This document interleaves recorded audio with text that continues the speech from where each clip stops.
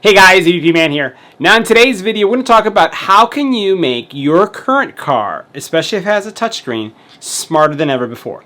We're going to talk about technology that allows you to have Android Auto-like capabilities for those cars that don't have Android Auto. So if you have a car, so listen up, if you have a car that has a touchscreen, and that touchscreen, all it does is allow you to see your radio stations. That basically allows you to look at let's say the temperature of the air conditioning or heat in your car, and you'd like to step it up and be able to, let's say, have Google Maps, Netflix, yeah, you heard that right.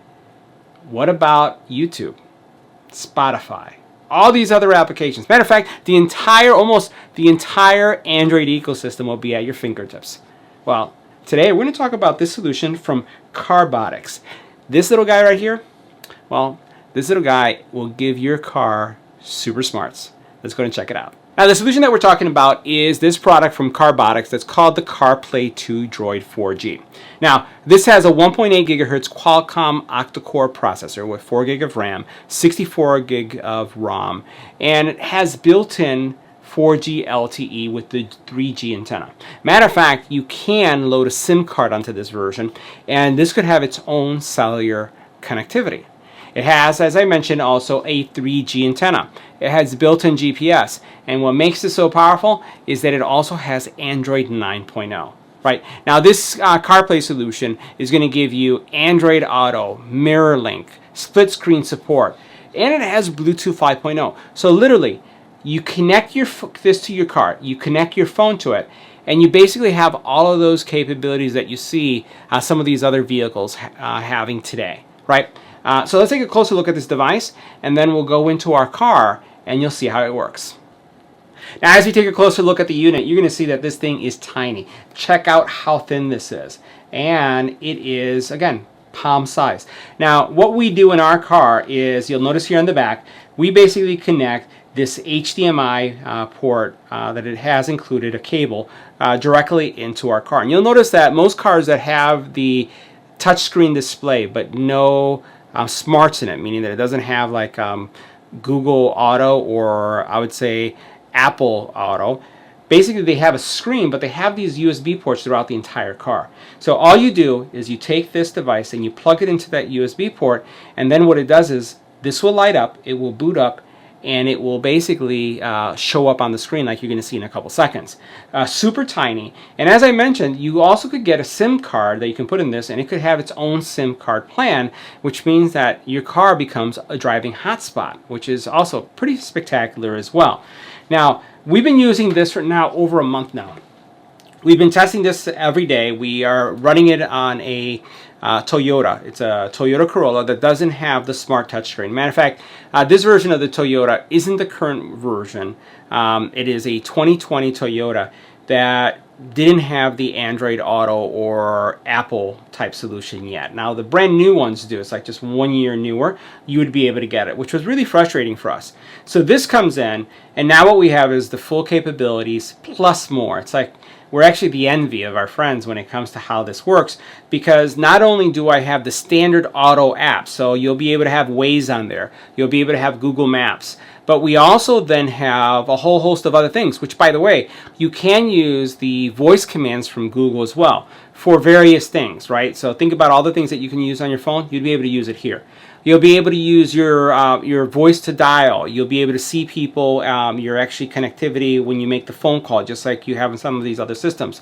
But what really sets this apart is the fact that it opens up the entire Android ecosystem to you. So literally, we have Netflix on here, right? So when you park your car, you can watch Netflix movies from that display. We have also YouTube. You park your car, you can actually watch YouTube. You have a full browser. You have the Chrome browser on here. You basically have, think about all the streaming apps that you'd want are all available because they're available on the actual Android marketplace, because this is Android 9.0. Now, I've been using this in our car without the SIM card attached. And by the way, it does support having a micro SD, which means you can load stuff on there. So if you, for example, are just parked waiting for someone, you can either stream live content or you can load content that you have on the actual micro SD. But we've been using this with our phone. So as we get in the car, I didn't get a SIM card just for this, but we're using our phone's hotspot. So we turned on the phone hotspot so that it could leverage the hotspot from the phone to be able to do all of the Android things that we want. So that powers our Google Maps, that powers our streaming, that powers the podcast that we listen to, which, by the way, this does a fantastic job when you're listening to podcasts as well, streaming podcasts, but it's using your phone's hotspot to do it. And as I mentioned one more time, you can have this completely independent by getting a SIM card and putting it right in. Now, a few seconds ago, I highlighted the back, and one thing I wanted to point out is these ports, right? So what you have is your standard micro SD. You also then have your SIM card slot, and then what you have is a USB-C connector, right? So that cable is connected to the car, and that's where, you know, everything just lights up. So what we'll do is we'll switch over to our car, and you'll be able to see what my experience is. Okay, so we're in our Toyota, and this is the type of screen that is going to be best suited for using this solution. So this is a touchscreen, but the touchscreen doesn't really have any other features outside of the standard, I would say, Toyota screen where you can control the radio. You can actually, if you're streaming music through your phone, you'd be able to control that. And then you can see, you know, some details about the car. But it really doesn't have the GPS nav, doesn't have the smart system. So literally all I've done is underneath the console right here, and I'm just going to pan down here for a second. You can see where my cabling is right there. And the box is actually sitting right there. I've plugged that into the USB port. And what I'm going to do is I'm going to turn on the car next so that we can see kind of like what's the experience going to be like. Now I have the solution connected in our car already. So we're going to let it boot up. And you're going to see this is standard Toyota stuff, right? So you basically come to this screen and that is automatically kicked off. Now what should happen in a couple seconds, because I have the actual system connected, this screen should change in a couple seconds. All right, so there it goes. And you can see it says Apple AirPlay connected. I don't know why it does that, but it kind of uses that as the boot up message. It may be it may be an Apple thing, or it may be a Toyota thing. I don't know. But this is the cool thing. So right now I've taken a very boring, not too functional touchscreen and converted it into a smart display. And there's tons and tons of applications. And you can see right there that I do have Chrome. I have the Google Play Store. I can make phone calls, and it works just like you would expect, you know, an Android Auto type solution. But it could do a lot more. So now a few of the things I just want to show you that you can do. So I can swipe, and this is the little pointer. You'll notice it has YouTube music, and yes, it will stream YouTube. Not safe to do while driving, guys, but this is great if you're like ordering some food and you're just waiting. Really great to stream stuff. Over here, you'll notice that, yes, it even has Netflix. Isn't that crazy? Again, not while driving, but still good to have it there, especially if you're waiting, right? And then you'll have also Waze as well as VLC, which means, yes, you can actually stream content. You can put stuff on the SD cards, or you can stream things from your phone. Now, to give you a sense of what's there, I'm going to go ahead and choose the Play Store so you can see something.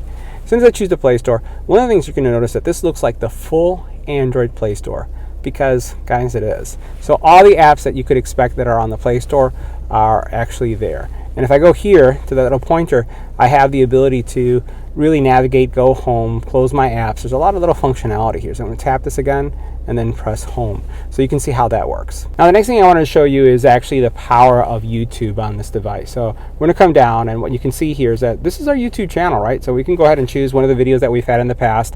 And then what you actually see is an entire YouTube stream video. So this is one of the videos that we had recorded some time ago, but super cool, the fact that I can actually stream YouTube. All right, now for those of you who are interested in maybe the settings area, we'll go into the settings area so you can see what's there. So here what you have is, again, you can see that it's, for those Android users, you're going to see pretty much the standard stuff that you would find in Android.